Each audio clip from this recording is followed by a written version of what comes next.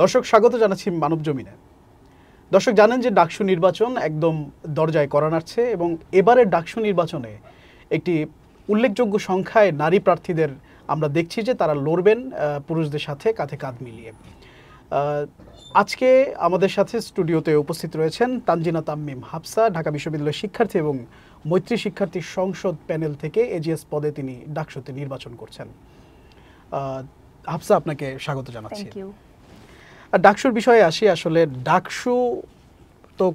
ডাকসু তো দীর্ঘদিন হয় না ক্যাম্পাসে, সেখান থেকে দীর্ঘদিন পরে আসলে ডাকসু নির্বাচনটা অনুষ্ঠিত হচ্ছে।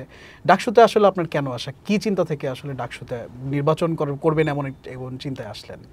দেখুন, ডাকসু তো হচ্ছে দীর্ঘদিন যাবৎ বন্ধ থাকার ফলে যে স্টুডেন্টদের যে একটা রিপ্রেজেন্টেশন সেটা কিন্তু আসলে আমাদের নেই, এবং আমরা যে এখানে স্টুডেন্টরা অনেক বড় একটা স্টেক হোল্ডার ক্যাম্পাসের, এবং তাদের যে দাবি দাওয়াগুলো তারা প্রশাসনের মাধ্যমে কোনো একটা মিডিয়েটরের মাধ্যমে পাঠাবে সেই ব্যাপারটা কিন্তু নেই।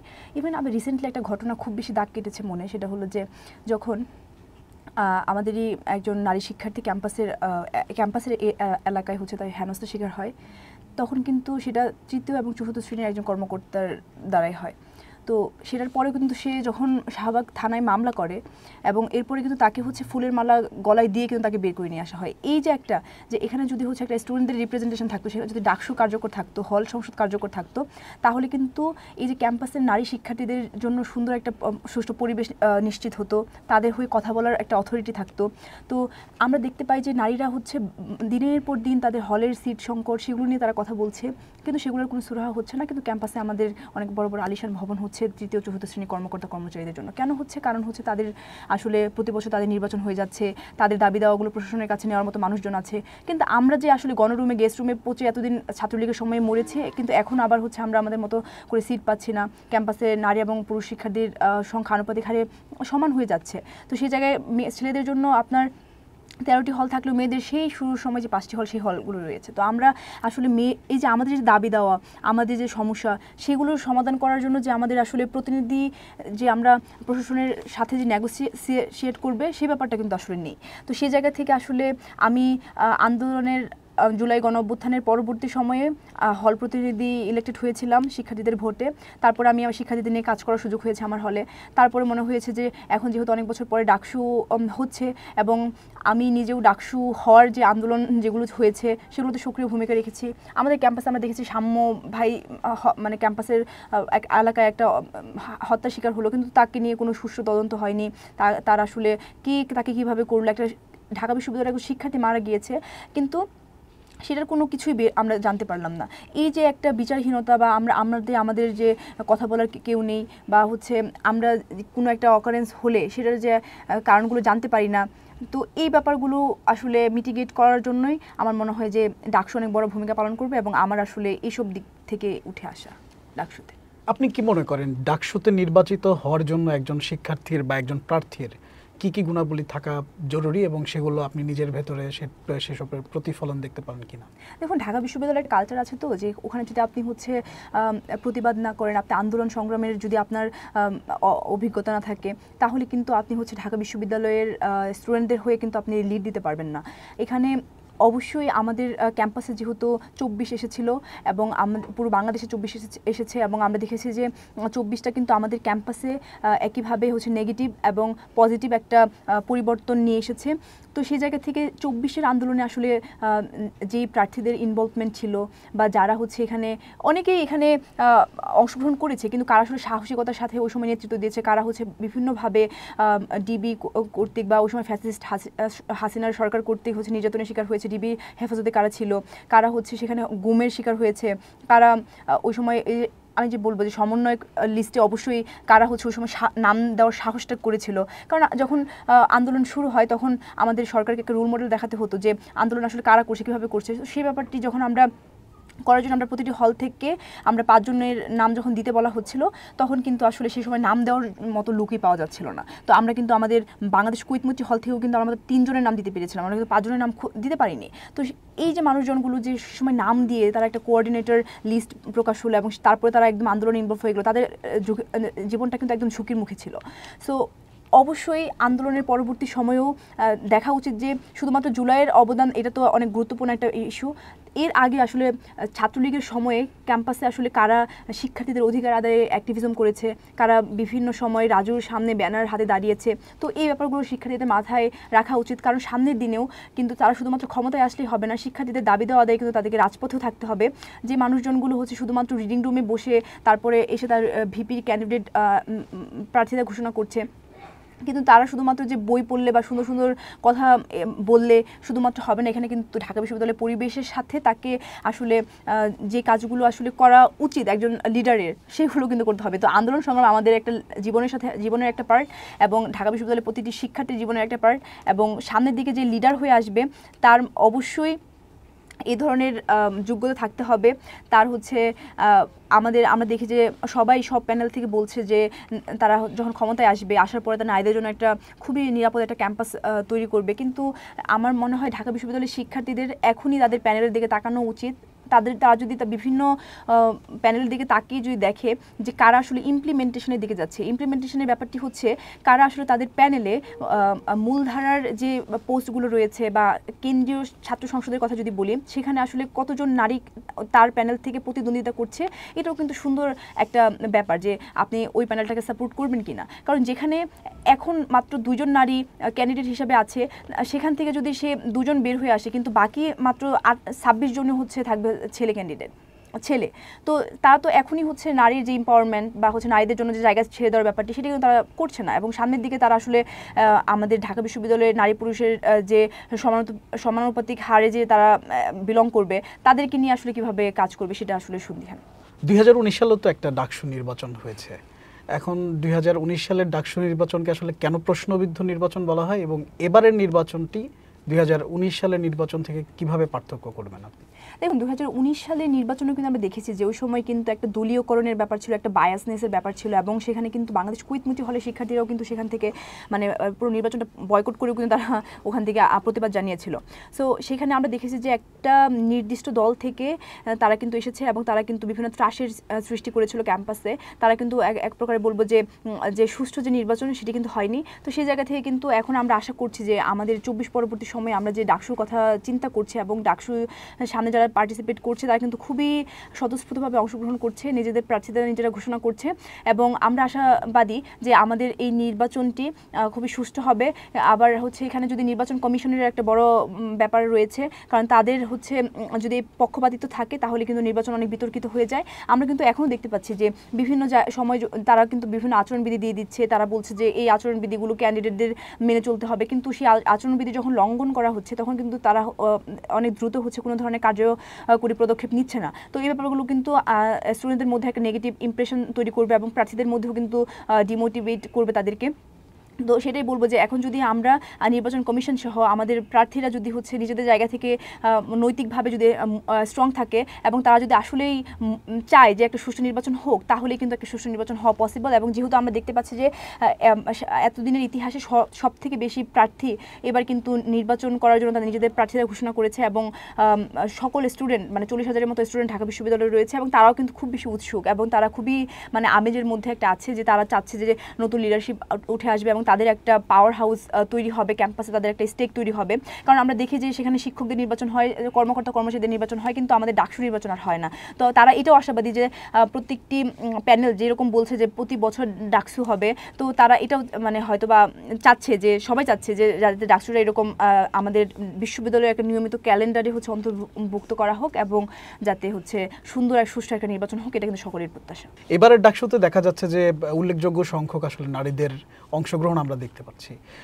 সেই জায়গা থেকে আমরা যদি বলি যে প্রচারণা শুরু হয়ে গেছে নির্বাচনের প্রচারণা একজন ছাত্র যেভাবে করতে পারছে, ঠিক সেভাবে একজন নারী শিক্ষার্থীকে তার সেই প্রচারণাগুলো করতে পারছে, বা নির্বাচনের যে অন্যান্য যে প্রস্তুতিগুলো রয়েছে তারা কি একই রকমভাবে করতে পারছে কিনা?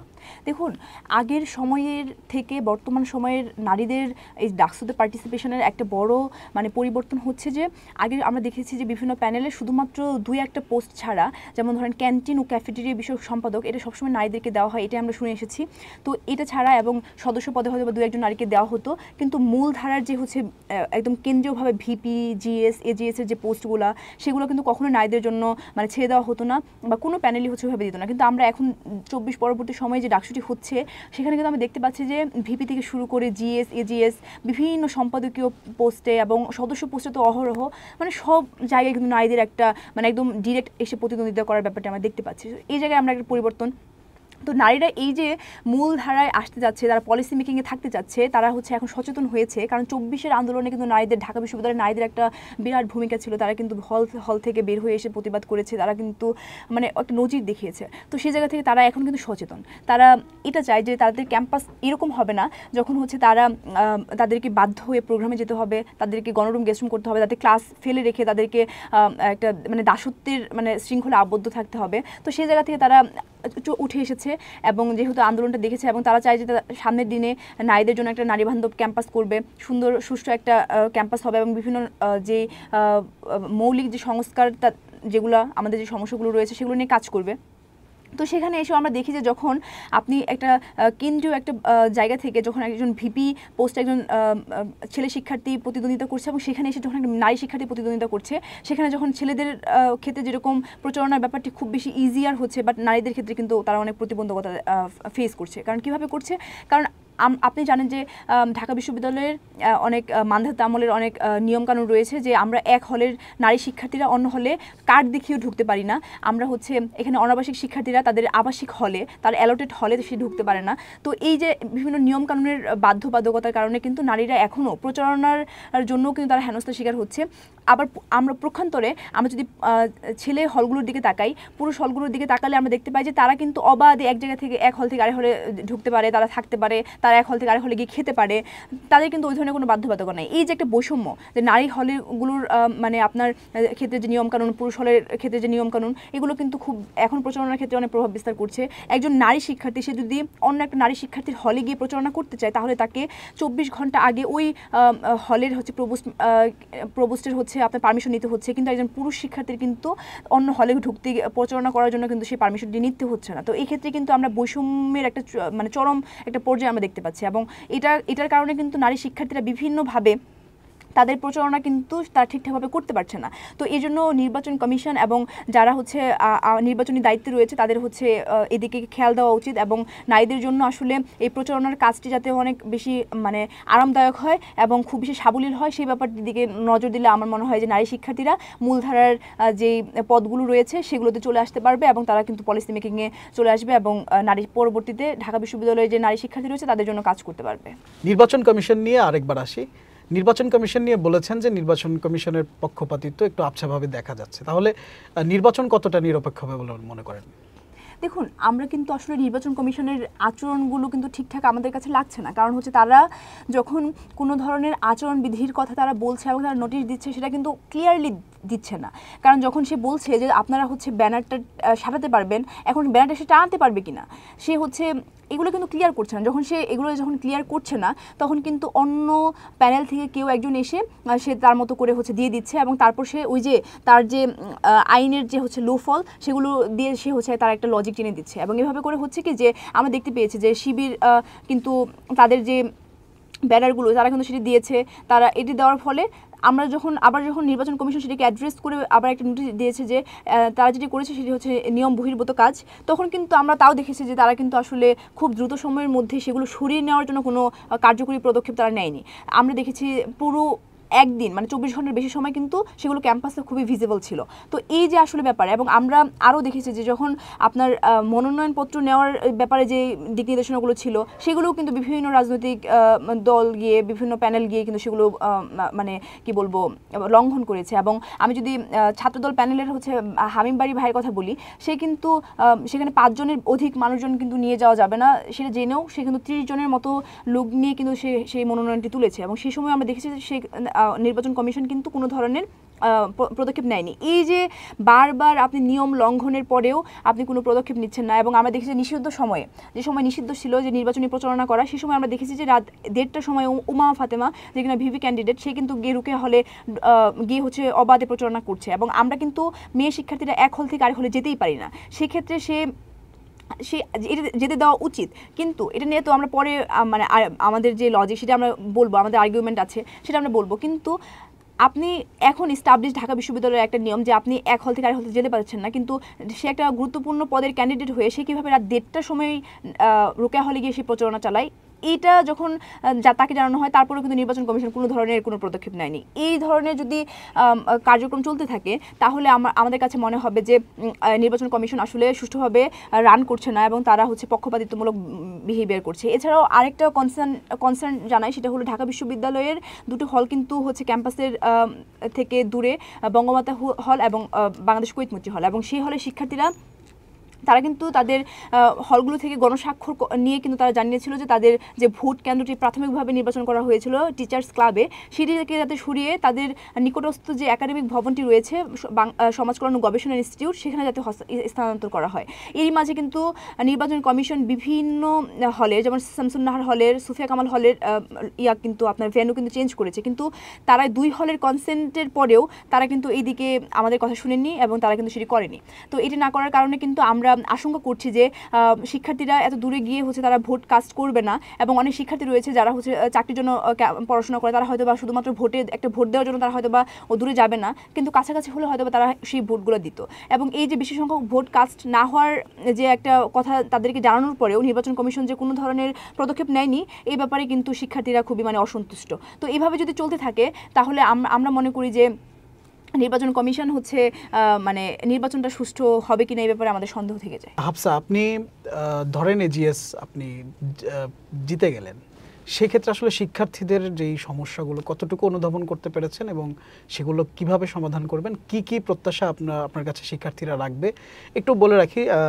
যেহেতু আপনি অভিযোগ করলেন যে একটি কালাকানুন রয়েছে, যেটা একটা মেয়ে অন্য আরেকটা মেয়েদের হলে ঢুকতে পারে না, এই বিষয়গুলোকে আসলে মাথায় রেখে একটু বলবেন যে আপনি এজিএস নির্বাচিত হলে সেই ক্ষেত্রে শিক্ষার্থীরা আপনার কাছে কি কি প্রত্যাশা করবে। দেখুন, আমি আমার নির্বাচনী ইশতেহার কিন্তু প্যানেল ওয়াইজ আমি হচ্ছে আমাদেরটা প্রকাশ করেছি, এবং সেখানে আমার পার্সোনাল ইশতেহারও আমি প্রকাশ করেছি, এবং সেখানে কিন্তু আমাদের ক্যাম্পাসের আমাদের হলের বিশেষ করে যে বেসিক সমস্যাগুলো রয়েছে সেগুলো কিন্তু অ্যাড্রেস করা আছে অলরেডি, এবং তাছাড়াও আমাদের অনাবাসিক শিক্ষার্থীদের নিয়ে যে সমস্যাগুলো তারা ফেস করে তো সেগুলো অ্যাড্রেস করা রয়েছে। আমি যদি বলি যে আমাদের হলে কিন্তু জলাবদ্ধতার যে সমস্যা, সেই সমস্যাটি খুবই চিরস্থায়ী সমাধানের দিকে যাওয়ার হচ্ছে ইশতেহারে বলা আছে, এবং এছাড়াও আমাদের এক হল থেকে অন্য হলের শিক্ষার্থীরা যাতে ইজিলি তাদের কার্ড জমা দিয়ে তাদের ঢুকতে পারে সেই ব্যাপারটি আমার ইশতেহারে রয়েছে, এবং অনাবাসিক শিক্ষার্থীরা যাতে হচ্ছে মানে হলে ঢুকতে পারে এবং খুব বিশেষ প্রয়োজনে তাদের মানে কাগজপত্র জমা দিয়ে যাতে হচ্ছে সে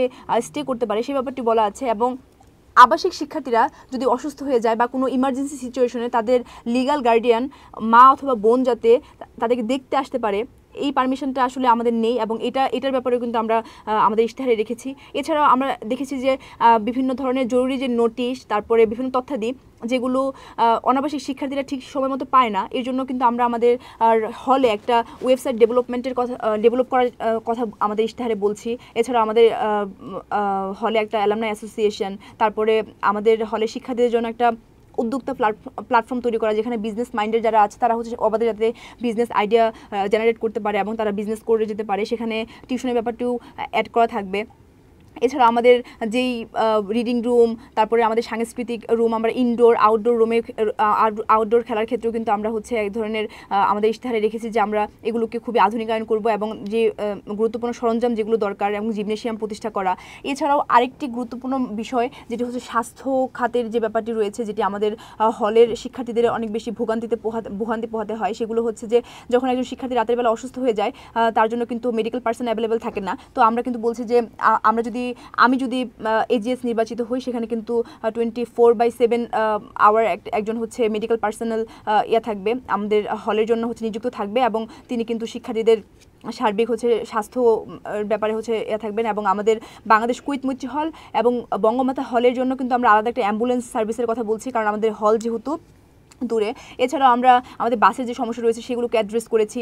আমাদের হলে কিন্তু প্রিন্টিং মেশিন, তার ফটোকপি মেশিন, টেইলার্স, লন্ড্রি, এগুলো নিয়ে এগুলোর কথা আমরা বলছি। আমরা হলে কিন্তু লাইব্রেরির যে ব্যাপারটি রয়েছে, আমাদের লাইব্রেরিটা খুবই হচ্ছে আগের আমলের বই টই দিয়ে ভরা, তো আমরা সেগুলোকে আধুনিকায়নের কথা বলছি। আমাদের রিডিং রুমের সমস্যা রয়েছে, তো আমরা বলছি যে আমরা একটা খুবই উন্নত মানের একটা রিডিং রুম আমরা এস্টাবলিশ করবো আমাদের হলে। আমাদের হলে বানরের সমস্যা রয়েছে, তো বানরের সমস্যা সমাধানের জন্য কিন্তু আমরা হচ্ছে ফোল্ডিং নেটের যে সরবরাহের কথা বলছি, আমরা সিলিং ফ্যান দেওয়ার কথা বলছি, আমরা প্রত্যেকটা ফ্লোরে ফ্রিজ নিয়ে আসার কথা বলছি। আমরা কিন্তু আরও সমস্যাগুলো যেগুলো আমাদের ক্যান্টিনের যে সমস্যা রয়েছে সেখানে কিন্তু ভর্তুকি দিয়ে কিন্তু খাবারের মান উন্নত করার কথা আমরা কিন্তু বলছি। তো এই ব্যাপারগুলো কিন্তু আমাদের ইশতেহারে চলে আসছে। এছাড়াও আরও অনেক কিছুই আসছে। তো আমি যদি এজিএস নির্বাচিত হই, আমি কিন্তু বেসিক সমস্যা সমাধান করার চেষ্টা করব, এবং এছাড়াও যে আমাদের কিছু যে